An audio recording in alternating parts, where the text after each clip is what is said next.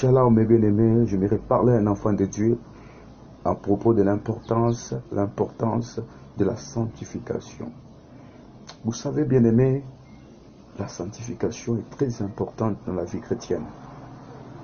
Si tu veux faire des exploits avec Dieu, mène une vie de sanctification. Mène une vie de sanctification, tu constateras que tu feras des choses terribles maintenant. Surtout dans le ministère, lorsque tu mènes une vie de sanctification, tu vas épater les mondes. Vous savez, le don que Dieu nous a donné, surtout ça marche avec la sanctification. Le don de guérison, les dons de prophétie, ainsi de suite, ça marche avec la sanctification. Le don de guérison, bien-aimé, si tu veux imparter le monde, utiliser les dons de guérison, tu dois pratiquer ce que je viens de te dire ce soir, ce que je compte te dire ce soir. Mène une vie de sanctification, bien-aimé. La sanctification est très importante dans la vie chrétienne.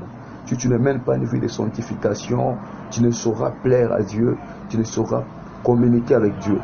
Et Dieu ne peut pas utiliser la personne qui ne marche pas dans la sanctification. C'est pourquoi vous verrez Job, qu'est-ce que Job faisait lorsqu'il voyait que ses fils sortaient de la fête, lorsque ses fils rentraient de la fête, il les sanctifiait.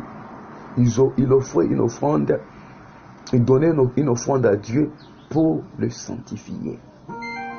Pourquoi? Parce que Job il savait bien que si mes fils parvenaient à s'essuyer, ça sera difficile que moi, leur père, même eux-mêmes, que tous ceux qui feront puissent les marcher. Souvent, les choses ne marchent pas dans ta vie, les choses compliquent dans ta vie, parce que tu ne mènes pas une vie de sanctification. Marche dans une vie, marche dans la sanctification, tu verras que les choses seront plus faciles.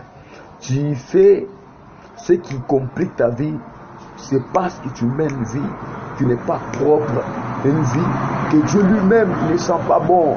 La vie d'un enfant de Dieu, la vie d'un chrétien, c'est comme une offrande qu'on donne, une offrande qu'on offre souvent devant le Père.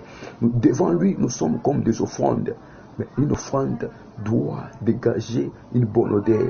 Si une offrande ne dégage pas une bonne odeur, c'est difficile que Dieu puisse agréer cette offrande. C'est pourquoi vous allez voir que Caïn n'était pas agréé, mais Abel était agréé.